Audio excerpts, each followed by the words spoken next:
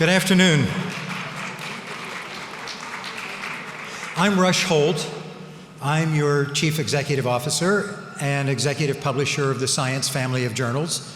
And it's my pleasure to introduce to you now someone who has recently been appointed and confirmed and sworn in to the administration.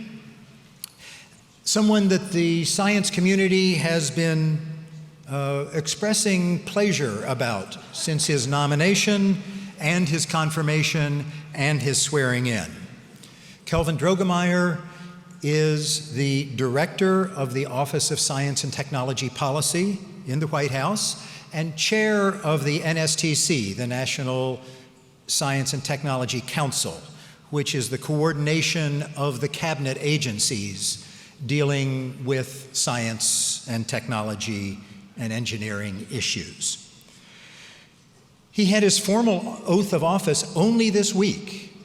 He was sworn in a few weeks before, but this Monday, the same day as the signing of the Artificial Intelligence Initiative, Kelvin Droegemeier had his ceremonial swearing in with Vice President Pence. He's a solid scientist, has policy expertise and experience, and he has a sense of science and society and of science and government. Kelvin Droegemeier is on leave as Regents Professor, he says, without pay, of meteorology at the University of Oklahoma, a BS in meteorology from the University of Oklahoma, and a PhD in atmospheric science from the University of Illinois, Champaign-Urbana. He's been Chair Emeritus of Weather Views and was a co-founder of the National Science Foundation Engineering Research Center for Collaborative Adaptive Sensing of the atmosphere, which goes by the acronym CASA. Oklahomans know him for his newspaper weather column. Many of us in the science community know him because he was appointed by George W. Bush and subsequently by Barack Obama to 2 6-year terms on the National Science Board. He's been an advisor to the governor of Oklahoma. He's a trustee of various scientific and educational associations and corporations. He's a fellow of the American Meteorological Society and a fellow of the AAAS. Everyone who works with him finds him to have a very accessible manner. We scientists hope and trust that this will turn into accessible policy. We will call on him frequently and expect to find this access that he is so famous for. I think his winning manner will help him win the trust of the president and people in the administration, so that he will be able to make clear to President Trump and to others in the administration that science can help respond to the problems in front of us and in front of them, and to help them understand that almost every policy issue has science embedded in it. I hope that his winning personality will allow him not only to win the trust, but to be given access himself so that he can provide advice beyond his work as the head of as the leading scientist in the administration and the head of the Office of Science and Technology Policy. I think we hope and expect he will be able to clearly communicate the accepted and understood evidence on climate science, that human activity is changing the climate, and it is costly in lives and dollars, and action is required. That funding for science from the federal government is suboptimal. In many ways, there's credit to be given to the Congress, the appropriators, but the administration should understand, and we hope that Dr. Droegemeier will help them understand, that the funding is suboptimal. This is no time to reduce federal funding for research. And we hope that he will also be able, with his winning manner, to be able to communicate clearly and convincingly the evidence that we need to pay attention to the workplace in which science is done, to stamp out bias and harassment. And this requires not just words from the top. So we are honored that Dr. Droegemeier would choose the AAAS for his first significant public outing to talk about his ideas, the administration's ideas, and your ideas for science and technology policy in the United States. Dr. Droegemeier.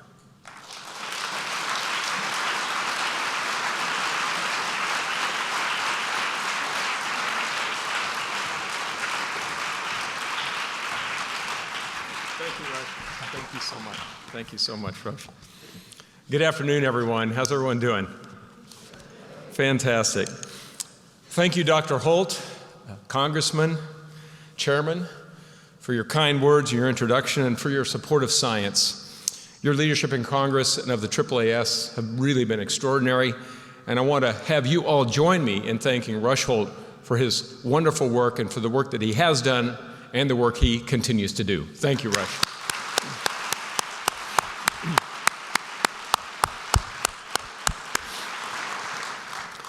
I want to thank all of you for coming today. Like airline pilots are given a saying, I know you have lots of choices when you go to conferences, and so I want to thank you for choosing this session at AAAS Annual Meeting. It's really wonderful to be here today with you among so many friends and colleagues, and I'm so thankful for AAAS for inviting me here today to give, as Rush said, my first speech since I was sworn into office on January 11th. You know, words really are so inadequate for expressing the gratitude that I feel for being given this tremendous opportunity to serve the nation, for the trust that you and the President have placed in me as OSTP Director. You know, when my nomination was announced last August 1st, I was literally blown away, and as a person who studies tornadoes, I guess that's probably an appropriate experience, but I truly was blown away by the outpouring of support that I received from the broad scientific community. The letters, the email messages, the fact that more than 40 professional scientific societies expressed support on my behalf for my nomination. And I want you to know truly that it was all of you who helped me get across the finish line for confirmation on January 2nd, because there were several nominees waiting to be confirmed. And so we had to sort of make sure that you know, those who wanted to really get across the finish line had the support, and so you really provided that support. So I really appreciate that, and for your confidence and also your encouragement. I stand here today to commit to you my very best to deliver on the important charge that I have now been given. And in that regard, following up on a point that Rush made, I hope that you never forget that I am one of you, that I came from your ranks. I am a researcher and I am an educator. I am not some aloof bureaucrat who sits in an office somewhere far away. Like all of you, I am absolutely passionate about unleashing the curiosity of the human mind, exploring new frontiers of knowledge, and watching that knowledge take us to exciting new places for saving lives and improving lives, keeping our country safe, healthy, and economically prosperous, and also for keeping our citizens employed. So the message that I have to share here today with you is not about what I will do as OSTP Director, but about what we can do and must do together as one community. So you might ask yourself why a meteorologist like myself, who studies severe weather, would leave tornado heaven and come to a place like Washington that sees a tornado in a very rare occasion, once in a blue moon, you might say. Because here's the reason. It's very simple. As I have told my own students, and as I tell students and others who are looking to come into science, there is literally no better time in the history of this planet or any better place on Earth to be engaging in the quest for scientific knowledge and understanding than right here, right now in America. Our understanding, our tools, our access to information and data, our talent base and our ideas are simply incredible. Our universities, our federal and national laboratories, our private companies, our nonprofit organizations, they together compose an incredible ecosystem unlike any on planet Earth. And this extraordinary capability, this amazing capability, is amazing not because of what it creates, and it creates some incredible things, but not because of what it creates, but because of what creates it. And that it is our American values, our spirit of innovation, of being pioneers, and the freedom that we enjoy here in America to pursue our big ideas and our dreams. Now, upon being considered for OSTP, I began to think more deeply about who we are, about where we've come from, and about what we have, and especially about where we are going, which is what I really want to talk about today. Now, big red flashing neon sign comes up, right? Here's a meteorologist about to talk about the future. Okay, you're going to say, all right, okay, this ought to be fun. Well, fortunately for you, because I'm really horrible at weather forecasting, I'm not going to talk about the weather. I'm going to talk about something that I think is quite important, and that is about the future of American research. Now, also as a meteorologist, I'm compelled to look at the initial condition. That is, in my world, the starting point of a computer weather forecast. Now, that starting point could be anything in the context of a research enterprise, but I've chosen an obvious one for the topic of today's presentation. That is the state of our nation's enterprise just before the end of World War II.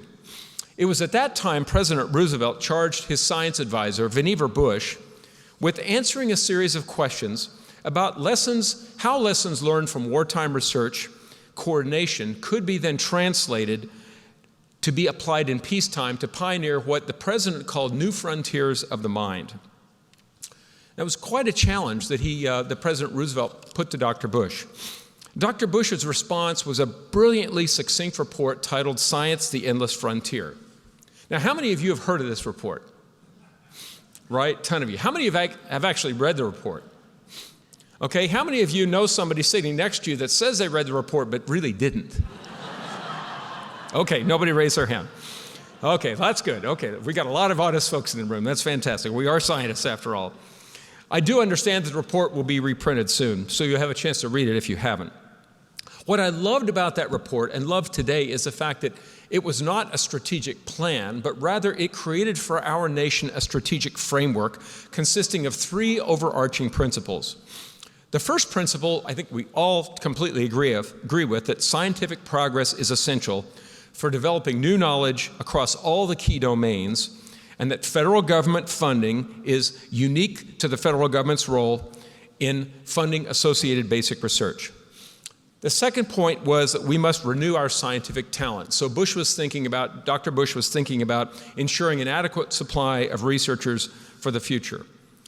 The third one that he made a very important point of, and the way he put it was, the lid must be lifted. And by that, he meant that certain information, which at the time was classified, because of course the Manhattan Project was underway and so on, that only the information that really needed to be classified should remain classified, and otherwise everything should be made openly available. And you kind of think, wow, that sounds like open access, right? So I'll come back to that in a moment.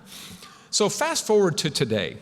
Now, I don't want to get too detailed, but because of the framework that Dr. Bush helped engineer, the success America has experienced and the place we find ourselves in today compared to the period immediately following World War II is simply astounding. I think you all know that. You see it every day. So check out some of these statistics. From 1953 to 2016, total R&D spending in the United States increased by 1,240%, measured in constant 2018 dollars. 1,240% increase from 1953 to 2016. Industry investment during that same period grew from $17.1 billion to $355 billion, again in constant 2018 dollars. That was due in large part to federal investments in basic research. Universities today perform 59% of basic research, which is up from 31% back at the end of World War II. University enrollments of undergraduates have gone from 1 million to over 17 million students today, with graduate enrollments going from about 500,000 around the time of World War II to over 3 million today. Philanthropic support of research now sums into the tens of billions of dollars per year. So really extraordinary advancement. In fact, in recent years, and this is really kind of a surprise, there's been a really sharp rise of basic research being funded by the private sector. In fact, in 2015, for the first time in the history of this country, the private sector funded more basic research, the bulk of it, than did the federal government.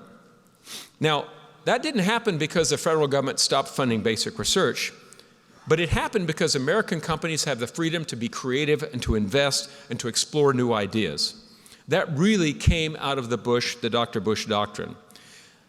Entrepreneurism also has flourished in America, so that innovations that come from basic research funded by DOD and NIH and NSF and NIST and places like that have led to absolutely powerhouse companies with global reach. Today, our thriving industry, our private industry of scientific companies even launches satellites. They design and build major computing centers. In fact, if you go back to 1957 when Sputnik was launched, only our federal government could mount the response to that launch.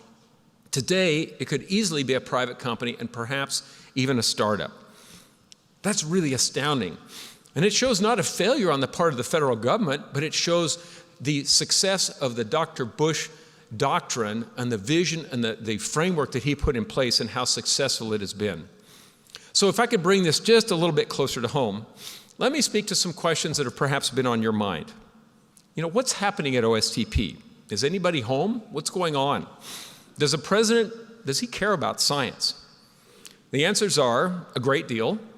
Lots of people working hard on important things and making a difference, and absolutely. Okay, so we're done there. Just kidding. So let me be a little bit more specific. I can tell you with great confidence as a scientist who, like you, cares deeply about this nation, that science and technology are alive and well in the Trump administration, and that OSTP has been an active and meaningful driver for the S&T enterprise from the very beginning of the administration. The Trump administration, with strong encouragement and leadership by OSTP, and I really take my hat off to Michael Kratsios, who's here in the audience, who has been leading OSTP for the first 2 years under the Trump administration, who's fortunately staying with us because the guy's a rock star. He's amazing. This administration has launched new initiatives and created national roadmaps for artificial intelligence, quantum information science, 5G, advanced manufacturing, and STEM education. In fact, it issued a new report on STEM education late last year. It also mounted a national response to the opioid crisis, including an assessment of available scientific resources to address the causes of this devastating scourge. It restarted the National Space Council. This administration created a decadal vision for S&T involving oceans. It's providing opportunities for all Americans via a new broadband initiative that emphasizes serving rural and underserved communities.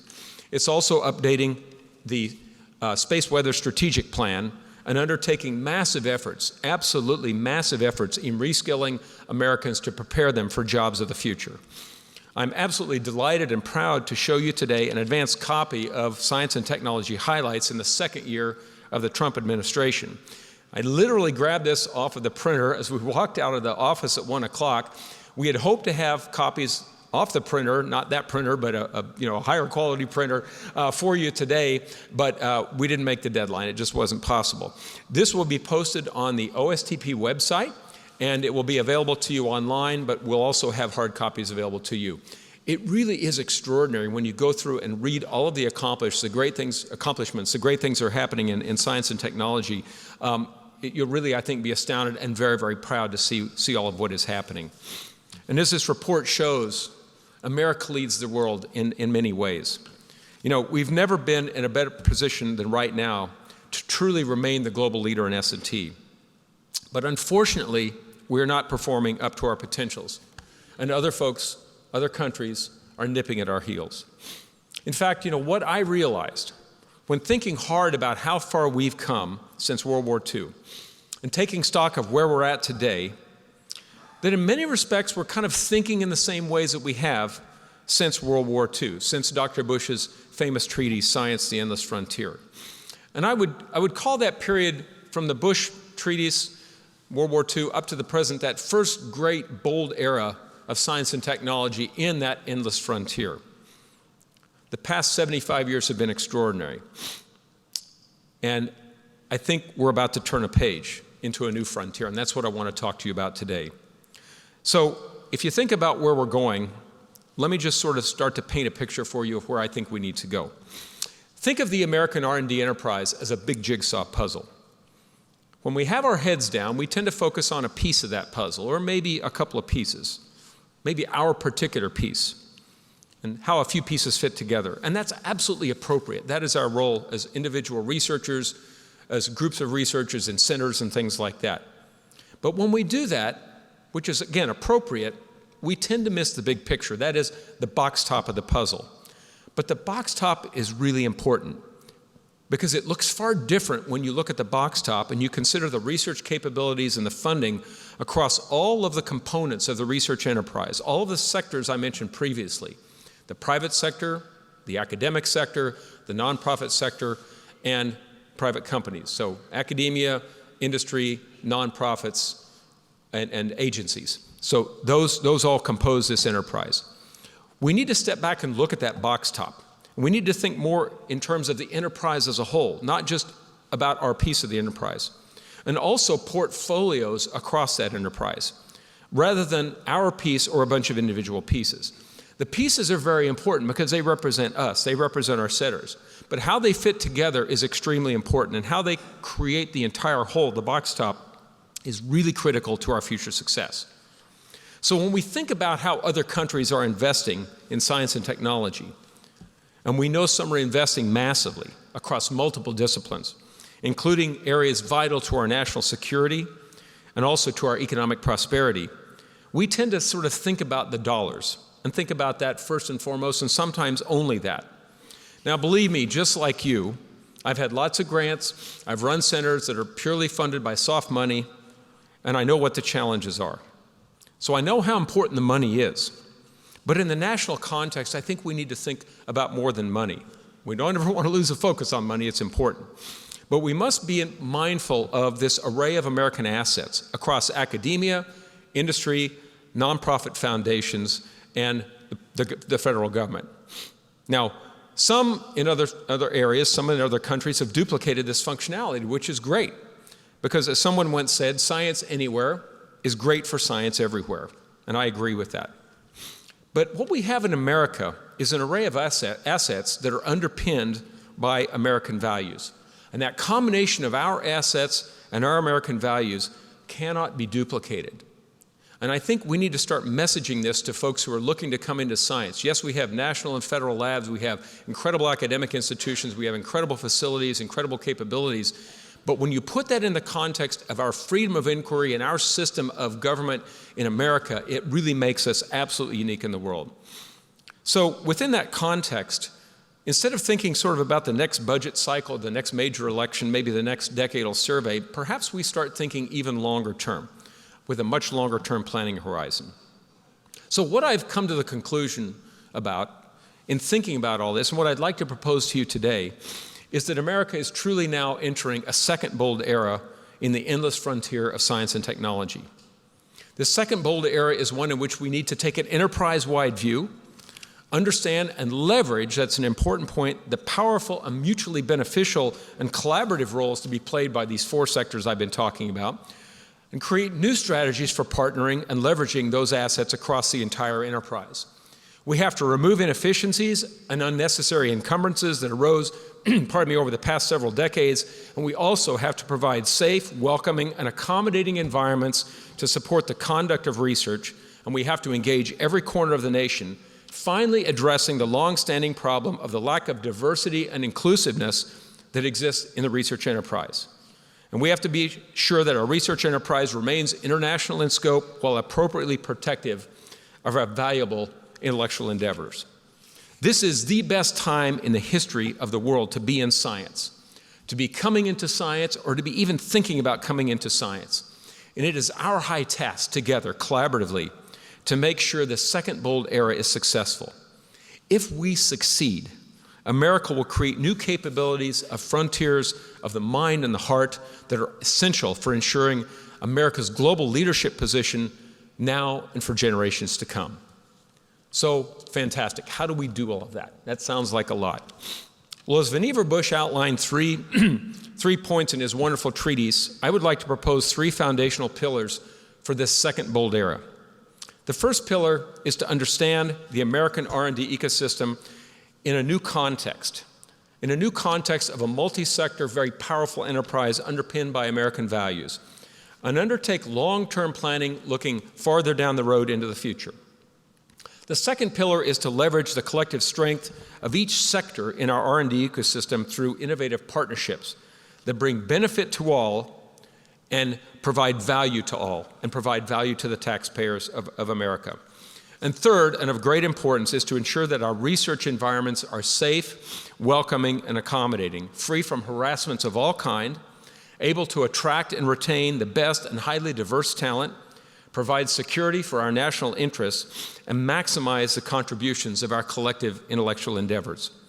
So let me very briefly describe my thoughts on each of these and then ask you to think about them as well. Because let me tell you, as a meteorologist, I think you know I don't have it all figured out, right? It's pretty clear that I don't know everything. But what I do know is that I'm part of a community, this wonderful ecosystem of very brilliant people. And when we work together and put a lot of smart people together, we can solve any problem that comes our way.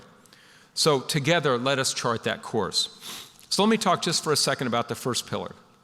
It deals with the context and planning for R&D, and it's predicated on the fact that the environment in which the federal government, academia, industry, and nonprofit foundations exist today is a far cry different from what existed 75 or even 15 years ago.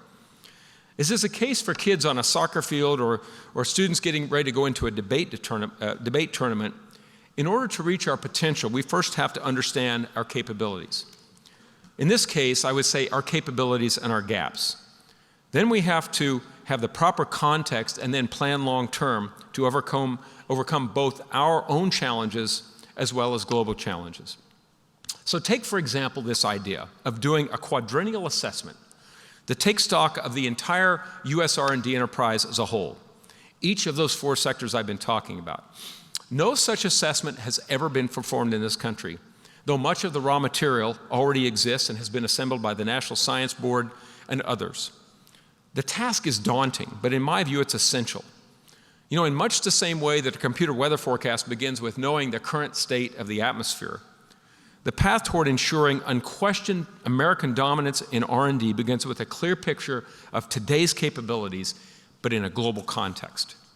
We also must begin thinking of our capabilities as thematic portfolios, rather than simply individual topics and disciplines. Now, those disciplines and topics are extremely important. We don't want to throw those away.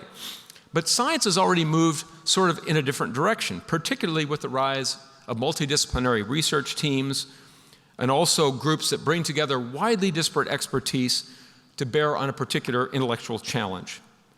So we have to do the same thing. For example, if you think about our nation's portfolio in artificial intelligence, you might ask yourself, how much research funding is being directed to that topic? How many students and researchers are actually working on it, not just in academia, but in the private sector, in the government sector, across all the sectors? How many facilities and laboratories are being used for that work? How many workers are now being employed? And what is the future demand? Interesting, what assets does the federal government have access to, does it control, that could be deployed in a way that would really supercharge that artificial intelligence R&D system? The answer is that we don't really have a clue. Those are very, very tough questions. And that's because a portfolio isn't nice and neat, but it consists of computer science, applied mathematics, industrial engineering, psychology, ethics. You look at AI, it's a very, very broad thing. So how do you capture where we're at today and then think about where we're going? Getting a handle on this as a portfolio is a real challenge. But in my view, if we're able to do that, it will really help us think about how to strategically invest and move forward.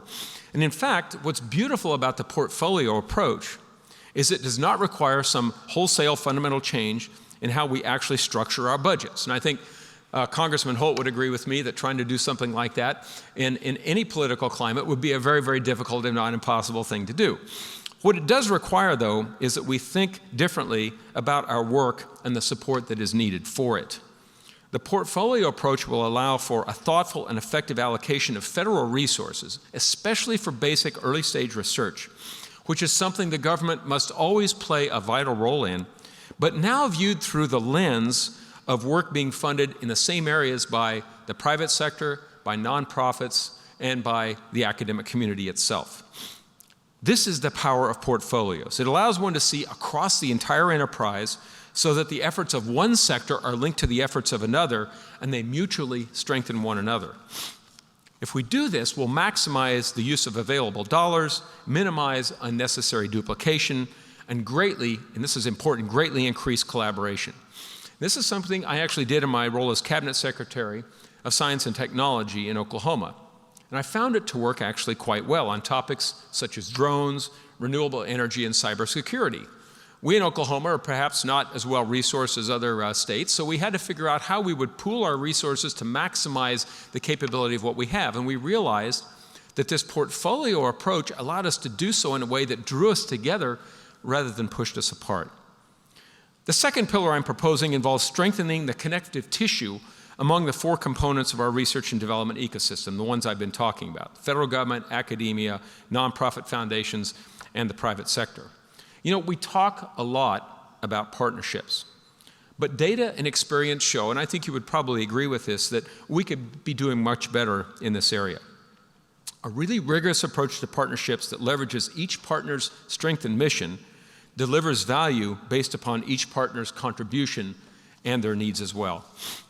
Now, we also tackled this problem head-on in Oklahoma, where I created a program that facilitated interaction between industry and academia in 10 specific areas of mutual benefit. You think about, okay, well, what does a private company exist to do? What does a university or a college exist to do? What are the things they care most about? And what are the intersection points among those things? And I came up with 10.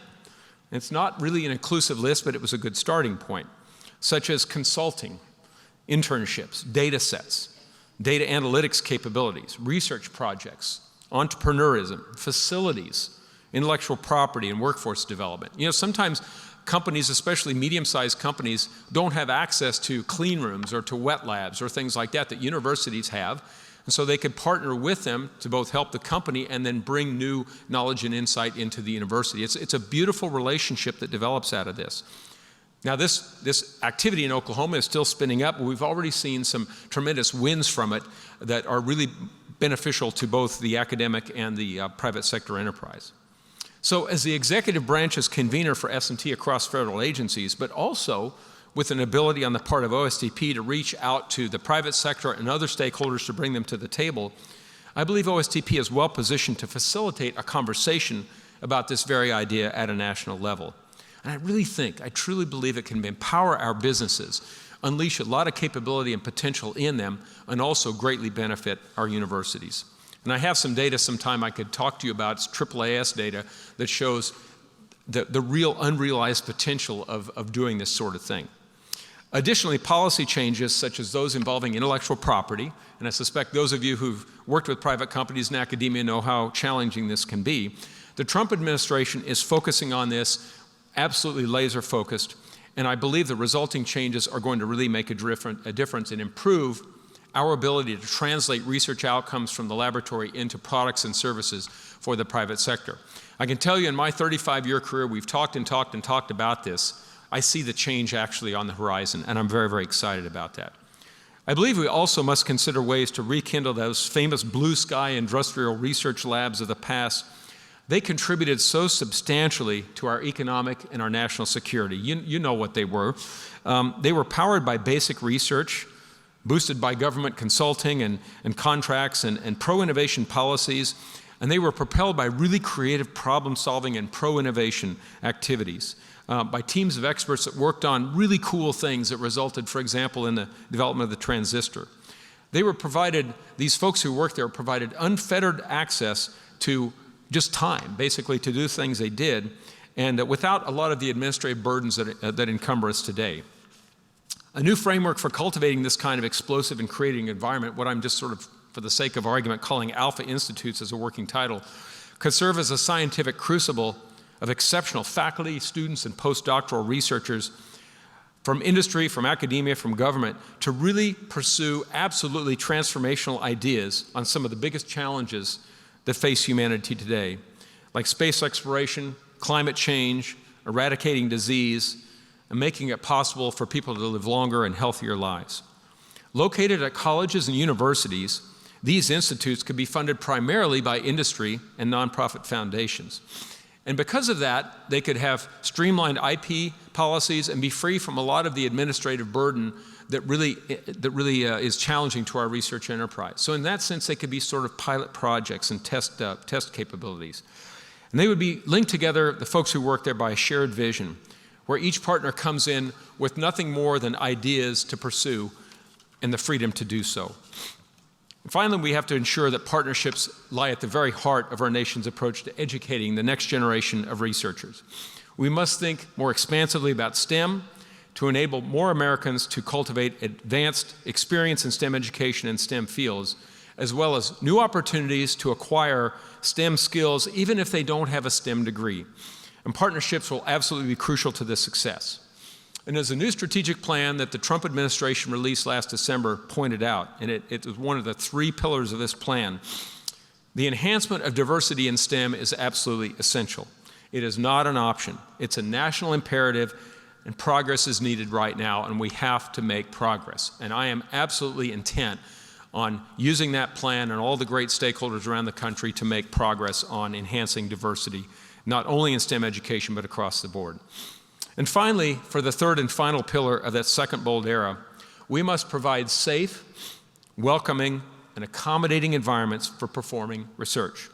It is absolutely imperative that everyone who truly cares about the future of science in America, from the grade school teacher to the first-year chemistry student to the president's science advisor, does all that she or he can to ensure the safety and security of our researchers and our innovations. Whether in the laboratory or in the field, in the studio or in a focus group, the standard of behavior that we expect from the scientific community must apply everywhere research is conducted. Preventing sexual and other forms of harassment is a community-wide effort, and I look forward to working with you and others across the enterprise to tackle this issue head-on and to fix it. I see our community as a way to light a path for others, not only in the words that we speak, but in the actions that we take as well. And while we stand firmly behind openness, that is a hallmark of our research enterprise and has been, it's extremely important, we must always recognize the very real security concerns that come along with it, more so now than ever before.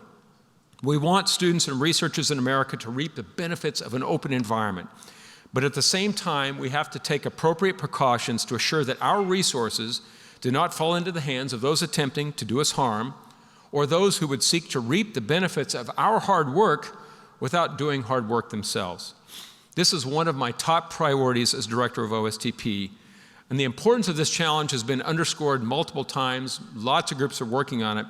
But I tell you, in the time that I've been here at OSTP, I've met with several university presidents, various associations, and government officials, and pretty much to a person, this is their top priority. The final component I want to mention today in the third pillar concerns of the research environment, and I have many of these things, so I'm only going to mention a few, is reducing the unnecessary administrative burdens that divert researchers' time and attention away from innovation and discovery. The uniquely American free market ideal of unfettered exploration is absolutely exceptional and unmatched for driving advancement in science and technology. We cannot allow the discoveries and breakthroughs of tomorrow to somehow, for some reason, be diverted or delayed because of these unnecessary burdens. That simply cannot happen. And I'm talking not about the burdens and the actual compliance activities that are important and relevant. There are a lot of them that exist, and they have to be there. But I'm talking about the ones that are known to be unnecessary and wasteful. The Trump administration is absolutely, as I think you know, laser focused on reducing regulatory and administrative and compliance burden. And like all of you, as a researcher and a former vice president for research, I know how important this is and how much it impacts our researchers directly. The insidious thing about research administrative burden that is unnecessary is that it steals the intellectual resources from a human being. And that is not something you can really monetize. I think even doing so is sort of discrediting researchers. But as a meteorologist, being discredited is something I'm used to, so I went ahead and monetized it anyway. Turns out, and these aren't my numbers, but I've talked to various folks who've made guesstimates about how much money is basically wasted. You talk about waste, fraud, and abuse, wasted on unnecessary administrative burdens. And it runs into a few $billion a year that could be recaptured if we are successfully able to reduce these unnecessary burdens. This is something that we are going to get done. As we look to the future, it is not an exaggeration to say that the security of our nation, the strength of our people, and the well-being of the entire world depend upon America fulfilling its scientific and technological potential. Our discoveries spread knowledge, our innovations inspire hope, and our advances, they absolutely save lives. Now, those of you who came here today hoping for me to announce some major research initiative might be somewhat disappointed, but do I have ideas for such things? Oh my gosh, I absolutely do, just like all of you. But that's not for me to do. My role is to work with you and other folks who have these great ideas, to make sure that this incredible research enterprise that we enjoy in America continues to thrive and to grow. It must operate full throttle. It has to promote bold thinking, effective use of resources, and delivering on the trust that is placed in us, which we take very seriously by the American taxpayer. Today is only the beginning of a conversation that has the potential to change the world for the better. It is your work that will inspire and change the world. So let's inspire and change the world together and usher in that incredible second bold era of America's endless frontier in science and technology. I am here. I am ready to work with you. I'm excited about the future, and I really am so grateful for you being here today. May God bless each one of you. May God bless the United States of America. Thank you so very much.